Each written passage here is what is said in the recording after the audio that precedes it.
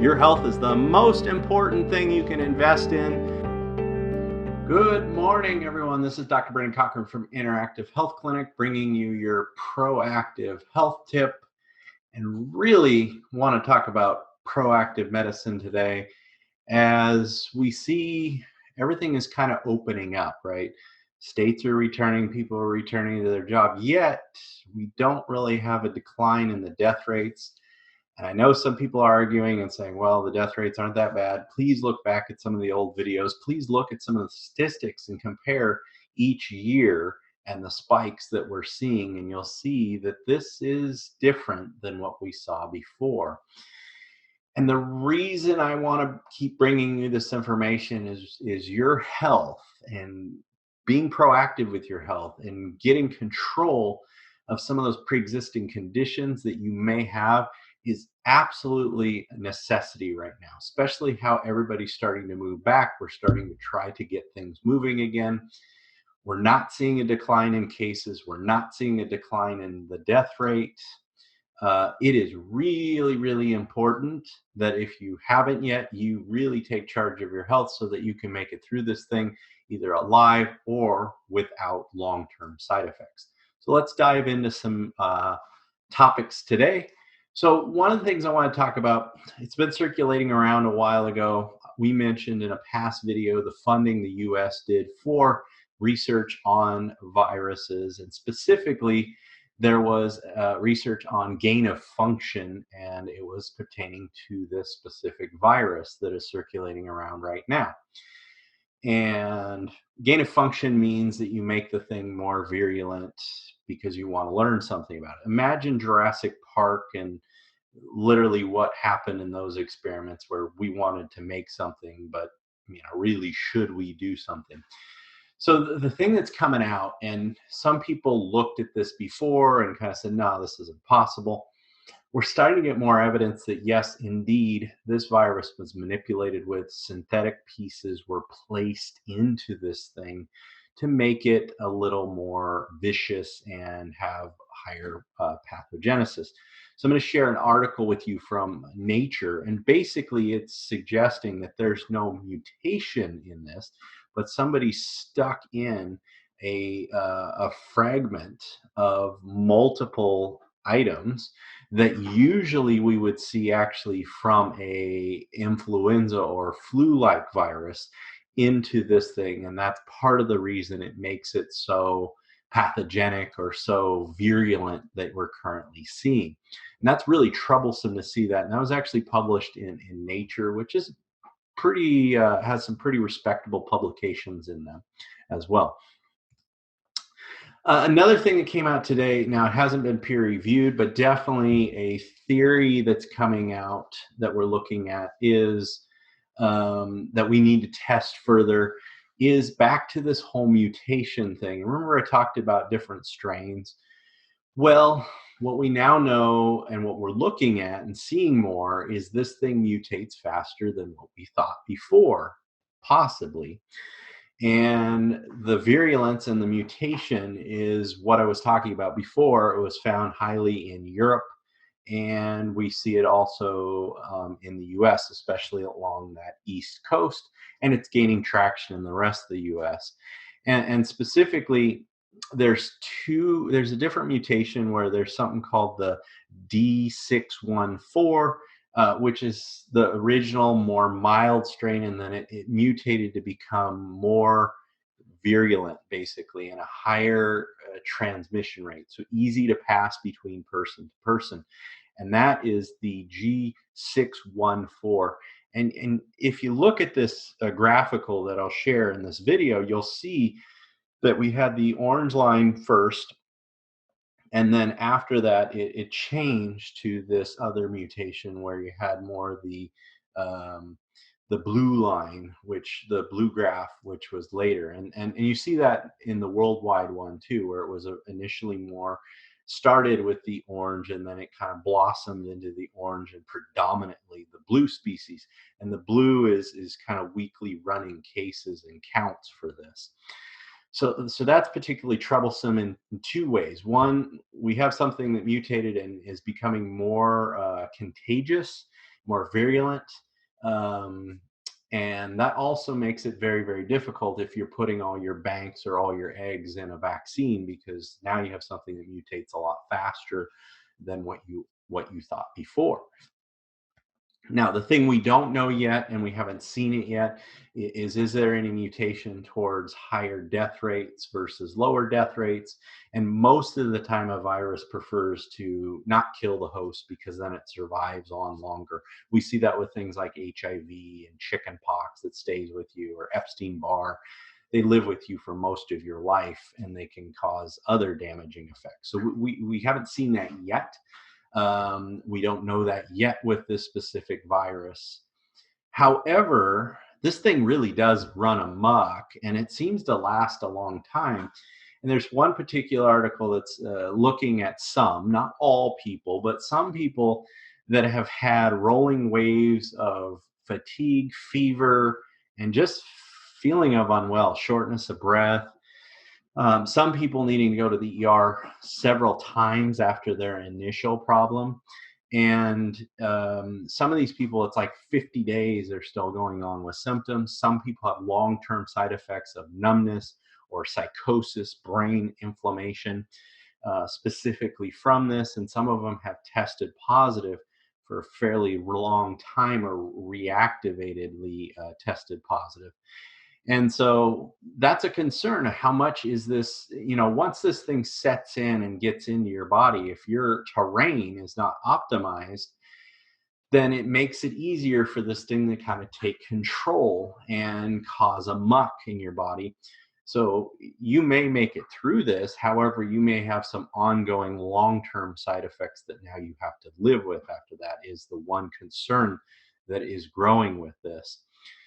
And again, the biggest mechanism and the highest risk population specifically happens to be those people with hypertension as number one, meaning high blood pressure, if you have diabetes, and if you have any heart, lung, kidney disease, or you're overweight.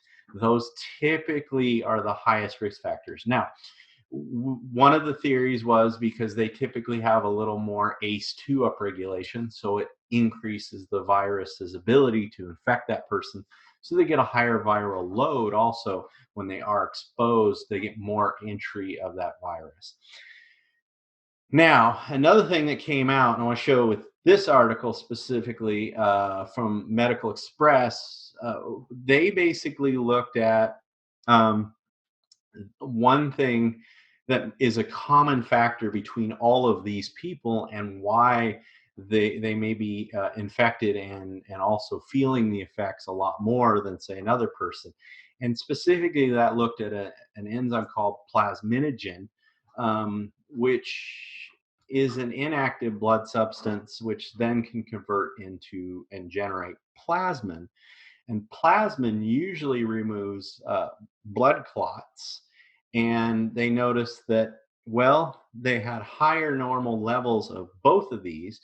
And one of the things that it did is it typically it messed up the blood clotting pathway. And the other thing is the virus, there's a specific piece called in the S2 area that seems to be activated by plasminogen or plasmin, which can be found outside and even inside the cell.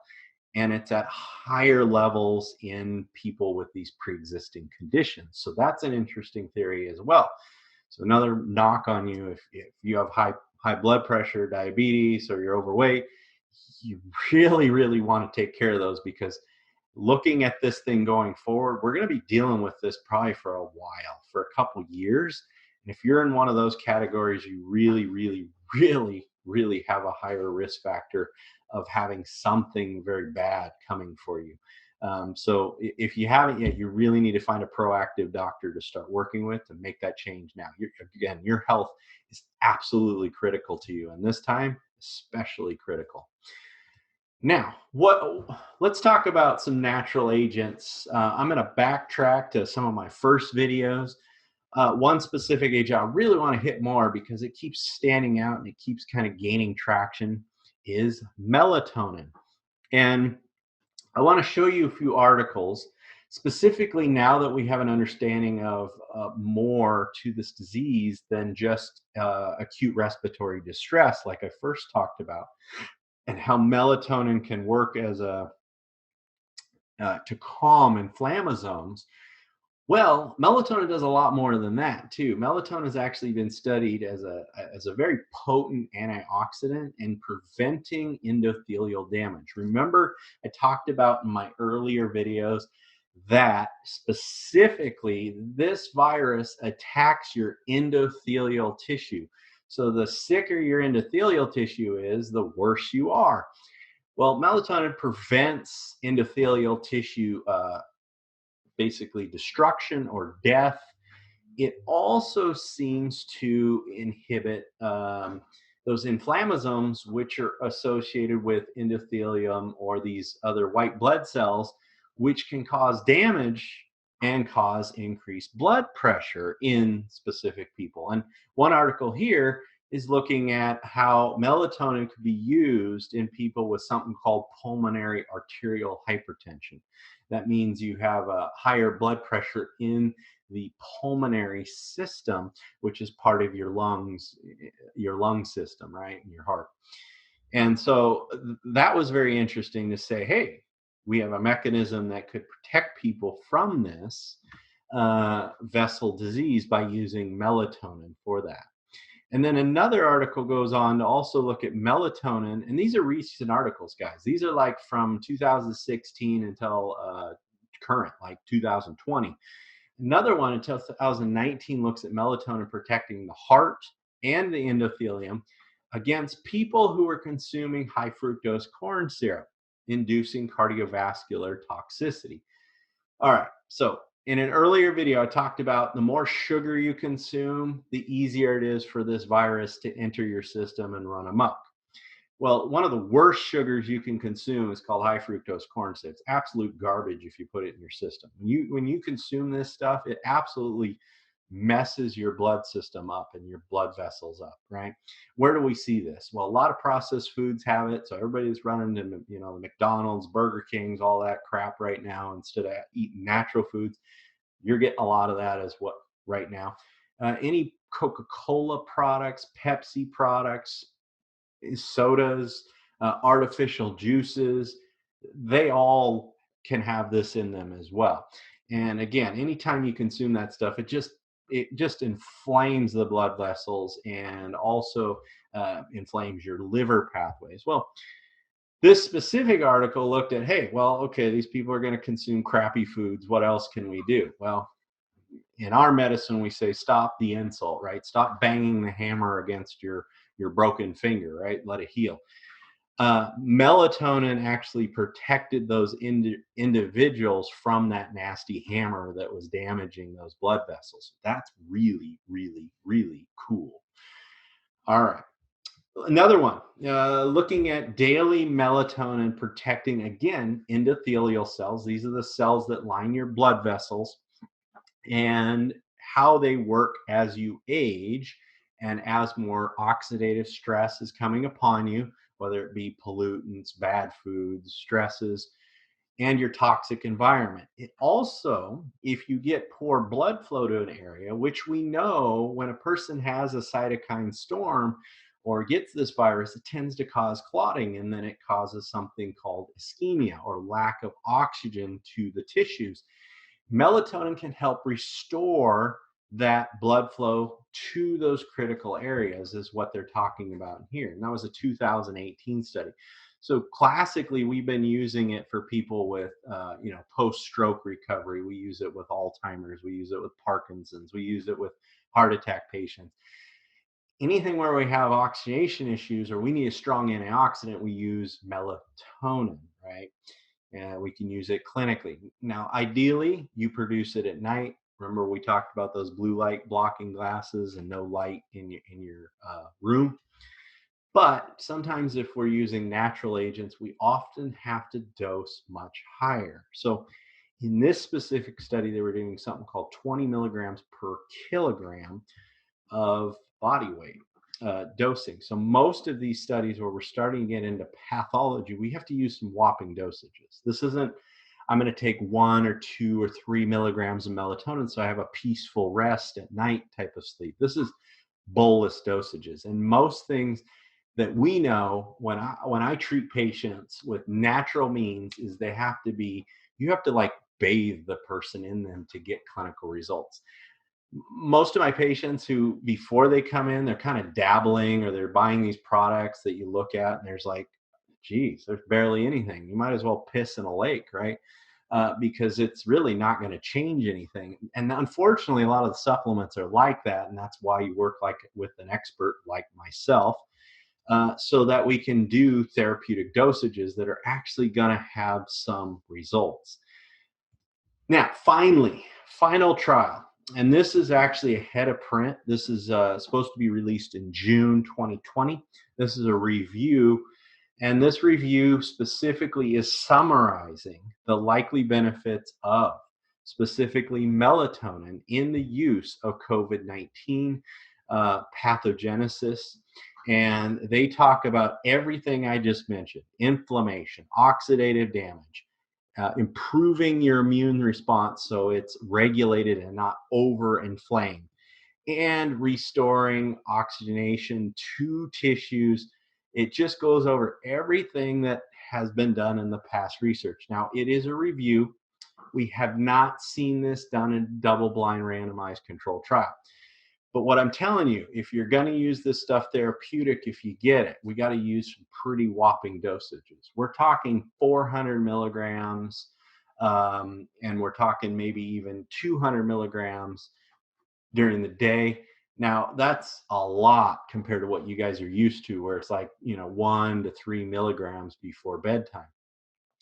How do we get that dosage? Because I can tell you orally, that's a little hard because you got the stomach, you got the intestines, you got to absorb all that. Well, there's 2 delivery methods that I really like when we're using it therapeutically in whopping dosages. One is there's a topical cream that you can apply to the skin and absorb.